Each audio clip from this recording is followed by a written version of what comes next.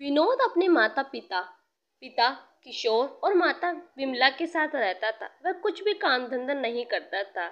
और कैसी हो राम प्यारी? खबरदार मुझे राम प्यारी बोला तो और मेरा पीछा करना बंद करो। मुझे तुम में कोई इंटरेस्ट नहीं है, ठीक है? अरे अरे, मैं तुमसे प्यार करता हूँ और शादी करना चाहता हूँ। तुम ऐसे मुंह क्यों बनाती हो? मुझे कोई शादी नहीं करनी तुमसे, और खबरदार मेरा पीछा किया तो ये बोलकर बबीता वहां से चली जाती है। फिर विनोद का दोस्त राजू वहां आता है।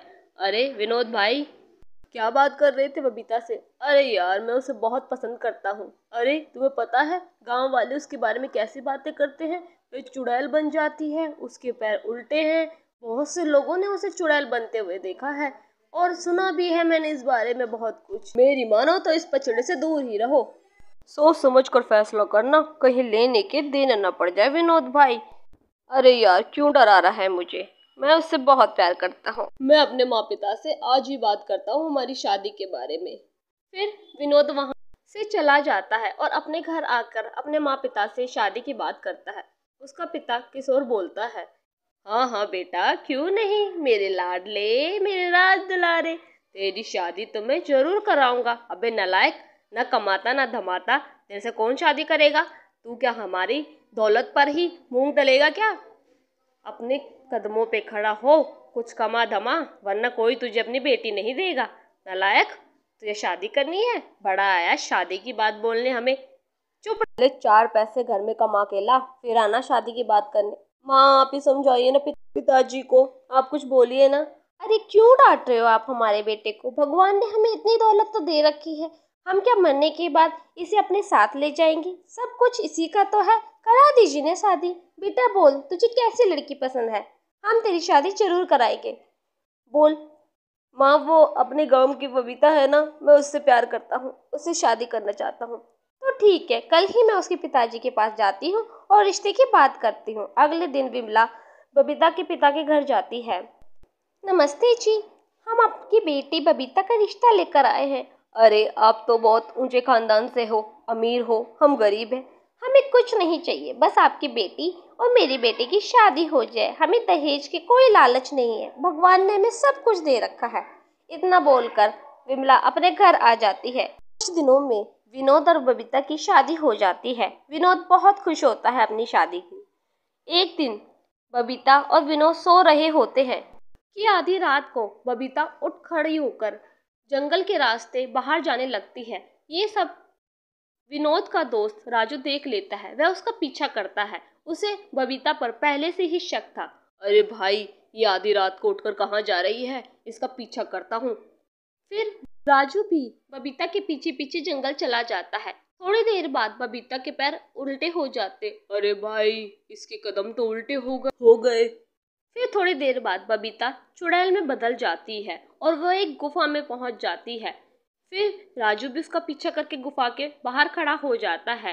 फिर बबीता जो चुड़ैल बनी होती है वो बोलती है, और चुड़ैलों के देवता, मैंने तुम्हें 2 बलियां तो चढ़ा दी है, बस एक बलि की और कसर है, उसके बाद मैं सर्वशक्तिशाली हो जाऊंगी। अरे भाई, ये बात तो विनोद को बतानी होगी। भागो भागो, जल्दी पहुंचो। फिर राजू विनोद की खिड़की से विनोद का आवाज लगाता, विनोद भाई बाहर आओ, विनोद भाई। अरे राजू, इतनी रात गए, तुम यहाँ क्या कर रहे हो? क्या बात हो गई है भाई? अरे भाई, मैंने तुम्हें कहा था ना, तुम्हारी बीवी कहाँ है? पहले ये बात बताओ, बबीता जी है कहाँ? अरे वो बबीता तो यहीं कहीं होगी ना। अरे वो यहाँ नहीं है, क्योंकि वो एक चुड़ैल है। इतनी देर में बबीता आ जाती है। राजू भैया, आप यहाँ क्या कर रहे हो? इतनी रात गए। फिर राजू हक्का बक्का हो जाता। अरे अरे, वो भाभी, मैं बस यहाँ से गुजर रहा था तो सोचा विनोद से हालचाल लेता चलूं। फिर डर के मारे राजू जल्दी से विनोद के घर से भाग जाता है।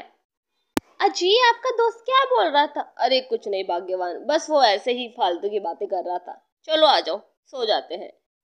फिर अगली सुबह विमला बहुत गुस्से में होती है क्योंकि बबीता सोकर उठी नहीं होती है। अरे ओ महारानी, उठ जा उठ जा, आज मैंने काम वाली की भी छुट्टी कर दी, आज से सारा काम तू ही करेगी, घोड़े बेचकर सो रही है। इतने में बबीता की आंख खुल जाती है। वह गुस्से में लाल पीली होकर उठती है। इसे तो आज मैं सबक सिखाती हूँ। क्या है बुढ़िया, क्यों इतना जोर जोर से चिल्ला रही हो? क्या बात हो गई है? मेरी नींद खराब कर दी? अरे वाह, क्या बात है, मुझे बुढ़िया बोलती? तेरी इतनी हिम्मत, रुक तुझे मैं बताती हूँ। चल घर का सारा काम कर, नौकरानी नहीं आएगी और तेरे बाप ने दहेज में कुछ भी नहीं दिया। हाँ हाँ, सारा काम करती हूँ, रुक जा रुक जा। हाँ करना ही पड़ेगा, तू नहीं करेगी तो कौन? फिर थोड़ी देर में बबीता अपनी सास के बाल पकड़ के खींचने लगती है। अरे बचाओ विनोद बेटा, बचाओ, इसे बचाओ, ये तो मुझे मार ही डालेगी, मेरे सारे बाल नोच दिए इसने तो, जल्दी आ विनोद बेटा। फिर विनोद उठकर अपनी माँ के पास जाता है। वह ये देखकर हैरान हो जाता है। बबीता को इस तरह से वो देखकर बहुत परेशान होता और बोलता है, अरे बबीता, जल्दी से मेरी माँ के ये बाल छोड़ो, तुम्हारी इतनी हिम्मत कि मेरी माँ के साथ बदतमीजी करो। फिर बबीता वहां से चली जाती है। इस बात से परेशान विनोद अपनी माँ से पूछता है क्या हुआ, तो माँ बोलती है, अरे बेटा बस मैंने तो घर के काम करने के लिए बोला था, इतनी देर में मुझे परेशान करने लग गई। फिर विनोद परेशान होकर घर से बाहर आता है तो वहां राजू उसे मिलता है। अरे भाई इतना परेशान क्यों हूँ? क्या तुम्हें पता चल गया तुम्हारी पत्नी चुड़ैल है? अरे राजू भाई क्यों मजाक करते हो, आज बबीता ने माँ के बाल खींचने स्टार्ट कर दिए और बदतमीजी की, मैं बहुत परेशान हूँ।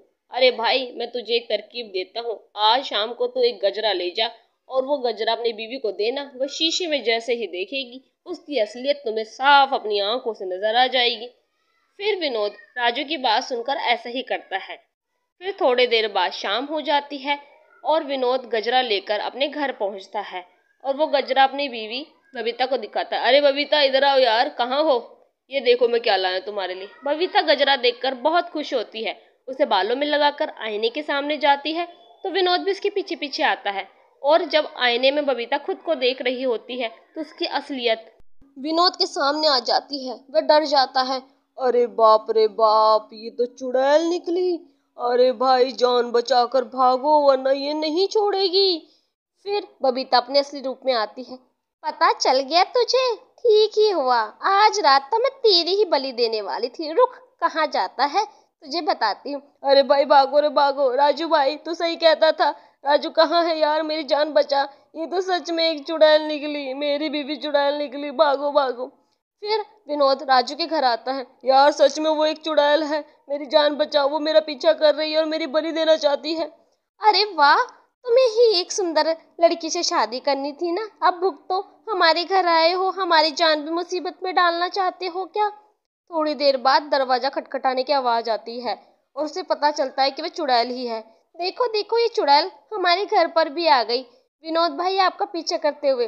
अरे भाभी जी मेरी जान बचाइए, मैं बाहर नहीं जा सकता, बाहर गया तो वो मुझे मार डालेगी।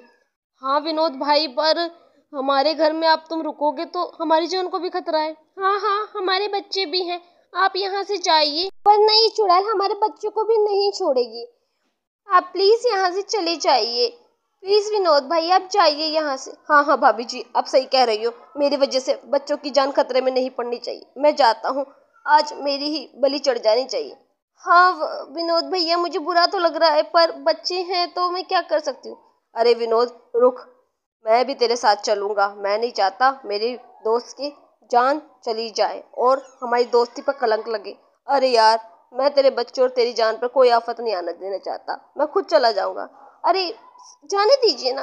अरे नहीं नहीं, रुको रुको, मैं अपनी दोस्ती पर कोई कलंक नहीं लगने देना चाहता, मैं भी उसके साथ जाऊंगा, तुम बच्चों का ध्यान रखना।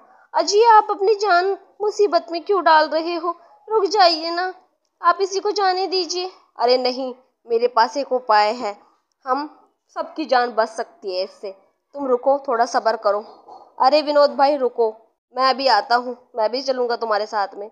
अरे भाई रहने दो ना, हम दोनों की जान मुसीबत में पड़ जाएगी, तुम तो अपनी जान बचाओ कम से कम। अरे भाई रुक जाओ, मैं हम दोनों नहीं हम तीन चलेंगे, मेरे पास एक तरकीब है, हमारे पास मंदिर में बजरंगबली जी हैं।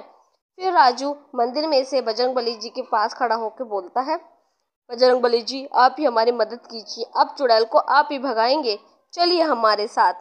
फिर राजू बजरंगबली जी की मूर्ति को अपने साथ लेकर विनोद के पास आता है और वे दोनों चुड़ैल के पास जाते हैं। हम दो नहीं हम तीन लोग आए हैं, हमारे साथ बजरंगबली जी भी आए हैं जो तुम्हें भस्म कर देंगे। थोड़ी देर में चुड़ैल जल के भस्म होती है। बचाओ बचाओ,